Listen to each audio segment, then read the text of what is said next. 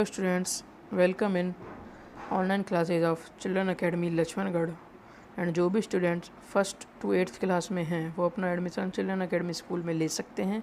Screen पर दिखाए गए नंबर से आप कांटेक्ट कर सकते हैं। तो इस वीडियो में हम बात करेंगे क्लास 7th के साइंस के chapter number 3 fibre to fabrics के बारे में। तो लेट्स गो। तो सबसे पहले हम जानें कि फाइबर क्या होते हैं।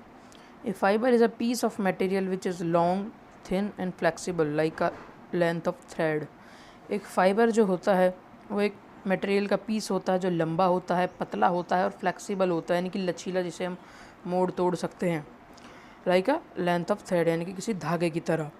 Plant fibres are the basis of fabric such as cotton. जो प्लांट फाइबर्स होते हैं वो होते हैं जैसे कि cotton. Silk and wool fibres are come from animals. और सिल्क और वूल फाइबर्स जो हैं, सिल्क और ऊन यानी वूल को हम ऊन कहते हैं, ये फाइबर्स हमें एनिमल्स से मिलते हैं। In the 20th century many artificial fibres were invented like nylon and polyester. 20वीं सदी में कई सारे जो हैं आर्टिफिशियल यानी कि मैन मेड फाइबर्स भी आ गए हैं, जैसे कि नायलॉन हुआ, पॉलिस्टर हुआ। बट इस चैप्टर में हम पढ़ेंगे एनिमल फाइबर्स के बारे में, सिल्क एंड वूल के बारे में। ठीक है, तो लेट्स गो। अब अगला टॉपिक आता है animal fibres, wool and silk. तो सबसे पहले हम वूल के बारे में जानेंगे। Wool is the textile fibres obtained from sheep and other animals including cashmere and mohair from goats. तो जो ऊन है वो एक ऐसा टेक्सटाइल फाइबर या रेसा है जो हमें सीप यानी भेड़ और अदर एनिमल्स से मिलता है, जिसके अंदर इंक्लूड करें तो कश्मीरी एंड मोहेरी महीन चिकना रेसा from goats, qiviut from musk oxen, hide and fur clothing from bison, angora from rabbits and other types of wool from camelids. तो देखिए, सबसे पहले कश्मीरी एंड जो मोहेर का मतलब होता है महीन चिकना रेसा हमें मिलता है बकरियों से। कुविट जो रेसा है वो हमें मिलता है मस्क ऑक्सन से। हाइड एंड फर क्लॉथिंग, बहुत ही रेशेदार मुलायम जो कपड़े होते हैं वो हमें मिलता है बाइसन। बाइसन होता है जंगली सांड, उसके रेसों से हमें मिलता है। अंगोरा है जो हमें रैबिट से मिलता है। And other type of wools from कैमलिड्स। तो और तरह की जो हमें ऊन है वो हमें ऊँट या ऊँटनी से मिलती है। Wool consist of protein together with a small percentage of lipids. Wool के अंदर होता है प्रोटीन एंड कुछ मात्रा में होते हैं लिपिड्स। तो इन चीज़ों की बनी होती है वूल। और किस किस जानवर से किस तरह की हमें वूल मिलती है वो मैंने आपको बताया। ठीक है, तो ये तो था वूल। ओके, तो हम कुछ ऐसे जानवरों के नाम देखते हैं जिनसे हमें वूल मिलती है। तो name of some wool yielding animals.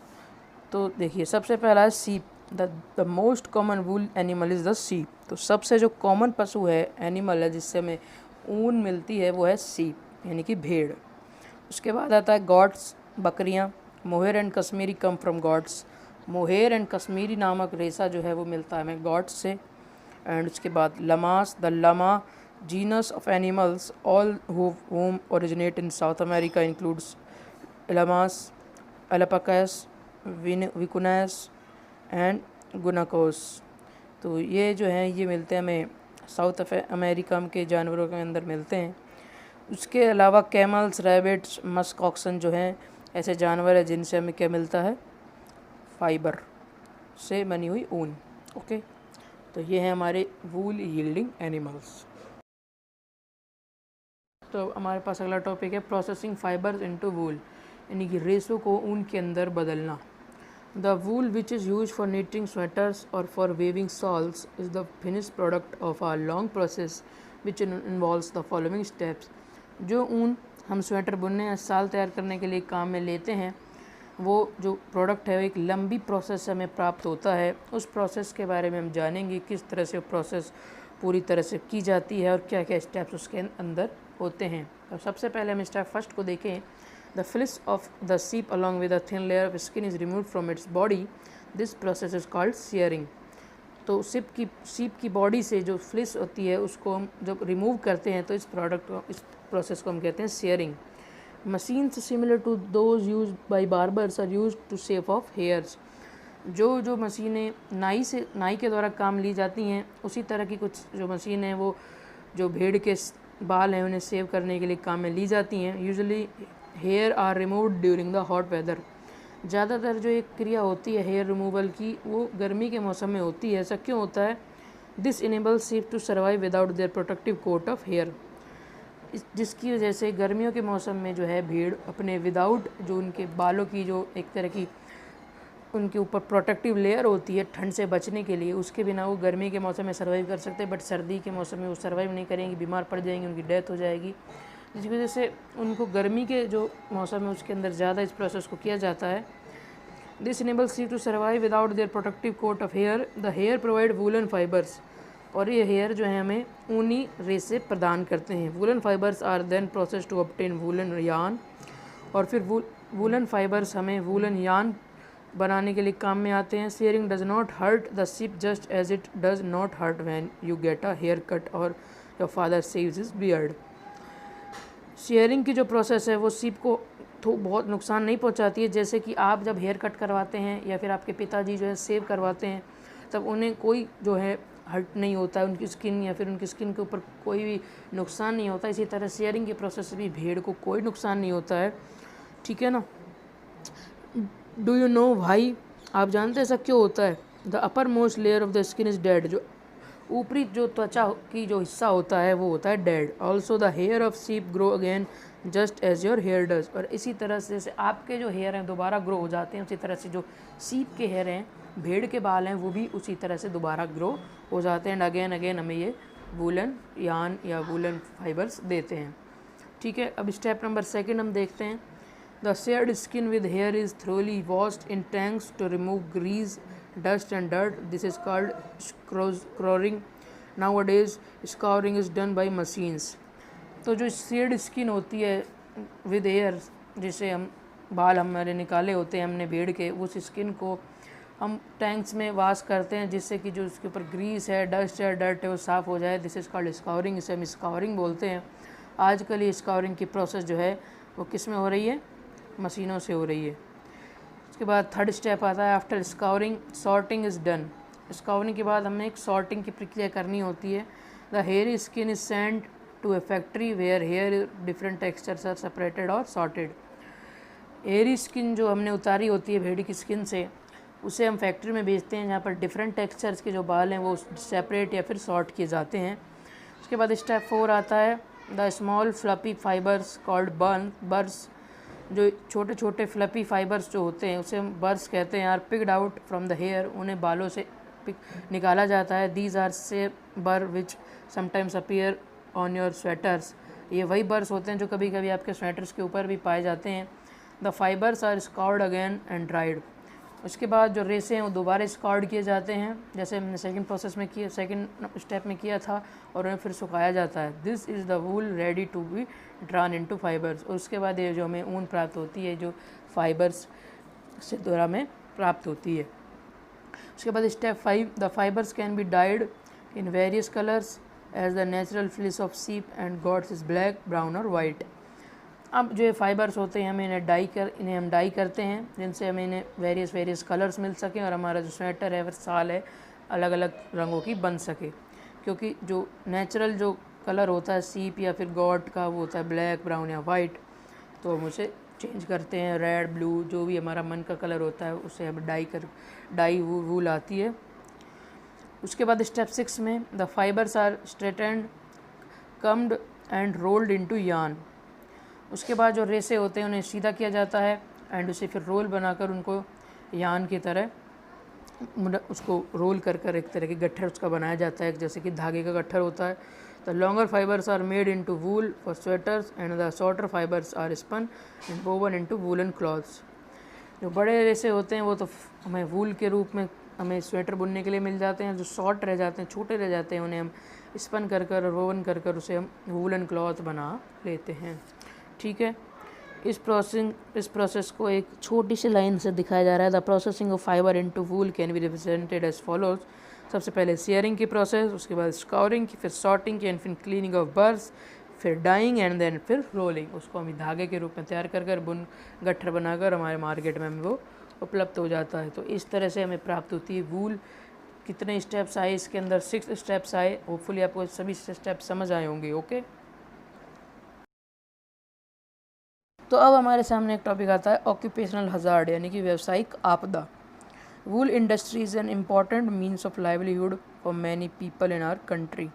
Wool industry जो हैं कई लोगों की ज़िंदगी के अंदर एक बहुत महत्वपूर्ण रोल प्ले करती हैं, फिर बहुत ही इम्पोर्टेंस रखती हैं। But sorters job is risky है, sometimes they get infected by a bacterium anthrax. But जब सॉर्टर्स की जो जॉब होती है, यानी कि सॉर्टिंग की जो प्रोसेस होती है, उस टाइम पर कई बार जो हमारे कार्य करने वाले वर्कर्स होते हैं वो इन्फेक्टेड हो जाते हैं by a bacterium called anthrax. एक बैक्टीरिया से वो इन्फेक्टेड हो जाते हैं जिसका नाम है anthrax, which is causal A fatal blood disease called sorters disease. और उससे एक भयानक डिसीज़ हो जाती है फैटल ब्लड डिसीज़, जिसे हम सॉर्टर डिसीज़ भी कहते हैं। सच risk faced by workers in any industries called occupational hazards. इसी तरह के जो भी इंडस्ट्री में हमें आपदाएं देखनी पड़ती है उन्हें ऑक्यूपेशनल हजार्ड्स कहते हैं।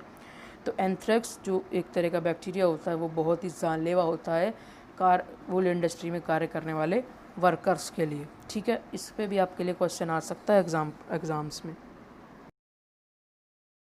अगला टॉपिक आता है हमारे सामने silk. Silk fibres are also animal fibres. Silk worms spin the silk fibres. Silk fibres जो होते हैं, सिल्क वाले रेसे, वो भी एक एनिमल फाइबर्स का रूप होता है और सिल्क वर्म्स द्वारा हमें सिल्क प्रदान या फिर मिलता है। The rearing of silk worm for obtaining silk is called sericulture. Silk worm के ऊपर डिपेंड करना for obtaining silk is called sericulture. इसे हम कहते हैं सेरीकल्चर। अंडरस्टैंड। अगला टॉपिक आता है हमारे सामने life history of silk moth. पूरा जीवन के बारे में ऑफ सिल्क मॉथ के किस तरह से पैदा होता है, किस तरह से फिर इसके द्वारा रेसे दिए जाते हैं। The female silk moth lays egg. जो फीमेल सिल्क मॉथ होती है वो अंडे देती है, from which hatch larva which are called caterpillars और सिल्क वॉर्म, जिसके द्वारा उसमें से लार्वा निकलता है और जिसे हम कहते हैं कैटरपिलर्स या silk worms. They grow in size and when the caterpillar is ready to enter the next stage of its life history called pupa. वो ग्रो करते हैं एंड जब कैटरपिलर का साइज या फिर रेडी हो जाते हैं वो to enter the next stage of its life history, उसे हम पुपा कहते हैं। जब वो अगले स्टेज में अपने लाइफ के में पहुंच जाते हैं तो उस स्टेज को कहते हैं प्यूपा। ठीक है। It first weaves a net to hold itself. ये सबसे पहले जो है एक नेट बनाते हैं अपने आप को होल्ड करने के लिए। Okay. Then it swings it head from side to side in the form of a figure of 8. During this movement of head, the caterpillar secretes fiber made of a protein which hardens or export to air and becomes silk fiber. तो उसके बाद ये जो है अपने head को swing करते हैं फ्रॉम साइड टू साइड, यानी कि घूमते हैं साइड से दूसरी साइड, जैसे कि फिगर 8 में ये घूम रहे हैं। और जो भी ये मूवमेंट ये कर रहे होते हैं घूमने की, तो जो कैटरपिलर है सीक्रेट करता है एक fibre made of protein which hardens on exposure to air and become silk fibre. और जब ये एयर से कांटेक्ट में आता है तो हार्ड हो जाता है और सिल्क फाइबर बन जाता है, जो ये प्रोटीन का बना होता है बेसिकली। और वूल भी जो है प्रोटीन की बनी होती है। Soon the caterpillar completely covers itself by silk fibres and turn into pupa. जब जितनी जल्दी ये अपने आप को पूरा कवर कर लेता है उस फाइबर से, तो ये प्यूपा बन जाता है या प्यूपा के अंदर बदल जाता है। This covering is known as cocoon. इस कवरिंग को कहते हैं कोकून। ठीक है। The further development of the pupa into moth continues inside the cocoon. जो प्यूपा की फर्दर डेवलपमेंट है वो कोकून के अंदर चलती रहती है, कंटिन्यू रहती है। Silk fibres are used for weaving silk cloth. Silk fibre जो हैं वो सिल्क के कपड़े या क्लॉथ बनाने के लिए काम में आते हैं। Can you imagine that the soft silk yarn is as strong as a comparable thread of steel. क्या आप सोच सकते हैं सिल्क का जो धागा है जितना ज़्यादा मुलायम होता है उतना ही ज़्यादा स्ट्रॉन्ग भी होता है as compare to the thread of steel. एक स्टील के तार या धागे के बराबर जो सिल्क का धागा है या रेसा है या फाइबर है उतना ही ज़्यादा वो मजबूत होता है। ठीक है। द सिल्क यार्न या thread is obtained from the cocoon of the silk moth. जो सिल्क यार्न है हमें कोकून से प्राप्त होता है, सिल्क मॉथ के कोकून से। There are is a variety of silk moths which look very different from one another and the silk yarn they yield is different in textures. Silk moth जो है वो very different होते हैं एक दूसरे से, एंड इसी वजह से जो इनका यान या धागा जो होता है वो भी, उसके टेक्सचर्स भी एक दूसरे से क्या होते हैं, बहुत ही अलग होते हैं। ठीक है, कोई कोर्स होता है, कोई स्मूथ होता है, कोई साइनी होता है। Thus tussar silk, muga silk, kosa silk etcetera are obtained from cocoon spun by the different types of moth. इसीलिए इस तरह के जो नाम मैंने बताए ये डिफरेंट टाइप के कोकून्स ऑफ सिल्क मॉथ से हमें प्राप्त होते हैं। The most common silk moth is the mulberry silk moth. जो सबसे कॉमन सिल्क मॉथ है वो है mulberry silk moth. The silk fibre from the cocoon of this moth is soft, lustrous and elastic and can be dyed in beautiful colours. जो इस mulberry silk moth से जो हमें फाइबर प्राप्त होता है, सिल्क फाइबर, वो बहुत ही ज़्यादा सॉफ्ट होता है, लस्ट्रस होता है, इलास्टिक यानी कि खींचने वाला होता है, एंड उसको कई रंगों की से द्वारा डाई कर सकते हैं ब्यूटीफुल बनाने के लिए। सेरीकल्चर और culture of silk worms is a very old occupation in India. Sericulture है या फिर जो कल्चर ऑफ सिल्क वॉर्म है जिसके ऊपर डिपेंड होना पड़ता है हमें सिल्क यान या फिर सिल्क फाइबर प्राप्त करने के लिए, बहुत पुराना ऑक्यूपेशन इंडिया के अंदर है। India produce penalty of silk on a commercial scale. India है जो सिल्क को बहुत बड़ी तादाद या बहुत बड़े स्केल के ऊपर वो जो है प्रोड्यूस करती है on a commercial scale. Understand. अब अगला टॉपिक आता है फ्रॉम कोकून टू सिल्क, यानी कि जो कोकून जो बनता है कैटरपिलर की लार्वा से, उससे हम सिल्क किस तरह से प्राप्त करते हैं। For obtaining silk moth are reared and their cocoons are collected to get silk thread. सबसे पहले हमें सिल्क प्राप्त करने के लिए मॉथ्स को ऊपर डिपेंड कर देयर कोकून्स आर कलेक्टेड, उनके कोकून को कलेक्ट करना पड़ता है, और उसके बाद हमें सिल्क थ्रेड प्राप्त होते हैं। सबसे पहले रियरिंग ऑफ सिल्क वॉर्म। तो a female silk moth lays 100 of eggs at a time. एक फीमेल सिल्क मॉथ होती है, एक टाइम पर 100 ऑफ एग्स जो है लेज करती है, देती है, अंडे देती है। The eggs are stored carefully on strips of cloth or paper and sold to silk worm farmers. जो एग्स होते हैं इसे केयरफुली जो है या तो कपड़े की पत्ती पर या पेपर के ऊपर स्टोर करके रखा जाता है और सिल्क वॉर्म फार्मर्स को बेचा जाता है। The farmers keeps eggs under hygienic conditions and under suitable conditions for of temperature and humidity। ये फिर उसके बाद जो फार्मर्स होते हैं इन एग्स को एक हाइजीनिक कंडीशन के अंदर रखते हैं और एक सूटेबल टेम्परेचर एंड ह्यूमिडिटी की कंडीशन के अंदर रखते हैं जिनसे उन एग्स को कोई नुकसान ना हो। The eggs are warmed to a suitable temperature for the larva of hatch from eggs. इन एग्स को इतनी सूटेबल जो है वार्म किया जाता है जिससे कि इनकी जो लार्वा है वो निकल सके एग्स से। This is done when mulberry trees bear a fresh crop of leaves. ये कब किया जाता है, जब मलबरी की जो ट्रीज़ हैं वो फ्रेश क्रॉप ऑफ लीव्स निकालती हों, बेयर करती हों।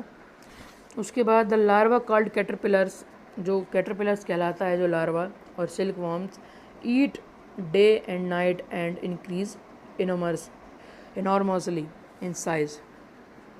उसके बाद दिन रात जब वो खाते हैं और उसके बाद वो इंक्रीज़ करते हैं। The larva are kept in clean bamboo trays along with freshly chopped mulberry leaves. जो लार्वा है उसे क्लीन बैम्बू ट्रेज के ऊपर रखा जाता है with fresh chopped mulberry leaves. Mulberry की जो पत्तियां हैं उसको फ्रेश चॉप की हुई उसके साथ उसे रखा जाता है। After 25 and 30 days the caterpillars stop eating and move to a tiny chamber of bamboo in a tray to spin cocoons. After 25 से 30 दिन के बाद जब कैटरपिलर खाना बंद कर देते हैं और जो बैम्बू है उसके टिनी चैम्बर की तरफ चले जाते हैं और उसके बाद स्पिन करना, इधर से उधर स्पिन करना और कोकून्स को बनाना चालू कर देते हैं। Small racks of twigs may be provided in the trays to which cocoons get attached. जो उसके लिए कोकून्स को हैंग करने के लिए, खुद को होल्ड करने के लिए जो है स्मॉल रैक्स ऑफ ट्विंग्स में भी प्रोवाइड किए जाते हैं जिससे कि अपने आप को होल्ड कर सकें एंड कोकून को अटैच कर सकें। द कैटरपिलर और silk warm spin the cocoon inside which develops the silk moth. उसके बाद कैटरपिलर और सिल्क वॉर्म जो है स्पिन करते हैं कोकून को, the cocoon inside which develops the silk moth, और उसके बाद उसके अंदर क्या करते हैं, सिल्क मॉथ को डेवलप करते हैं। प्रोसेसिंग सिल्क, अब आता है processing silk. A pile of cocoons is use for obtaining silk fibres. तो एक पूरी पाइल ऑफ कोकून जो है हमें यूज़ करनी होती है for obtaining silk fibres. The cocoon are kept under the sun or boiled or exposed to the steam. जो कोकून है उसे या तो हम सन के अंदर रखते हैं या फिर उसे बॉईल करते हैं या फिर उसे स्टीम से एक्सपोज करते हैं। The silk fibre is separate out, उसके बाद उन्हें उसके जो सिल्क फाइबर है वो सेपरेट हो जाता है। The process of taking out threads from the cocoon for use as a silk is called reeling the silk. इस प्रोसेस को यानी कि कोकून से जो हमें सिल्क थ्रेड प्राप्त करने की जो प्रक्रिया है इसे हम रीलिंग ऑफ द सिल्क कहते हैं। Reeling is done in special machines which unwind the threads or fibres of silk from the cocoon. ये जो प्रोसेस है वो मशीन से स्पेशल मशीन से की जाती है जिसके द्वारा वो थ्रेड फाइबर्स ऑफ सिल्क है उन्हें अनविंड करती हैं फ्रॉम कोकून, यानी कोकून से अलग करती हैं। Silk fibres are then spun into silk threads, उसके बाद सिल्क फाइबर्स को हम सिल्क थ्रेड के अंदर बदलते हैं मशीन के द्वारा। Which are woven into silk cloth by weavers, उसके बाद जो सिल्क थ्रेड्स हैं उससे जो सिल्क के कपड़े बुने जाते हैं by the silk weavers, cloth weavers. Okay, hopefully आपको ये वीडियो पसंद आई होगी, तो इस वीडियो को लाइक करें, शेयर करें एंड सब्सक्राइब करें हमारे यूट्यूब चैनल को। थैंक्स।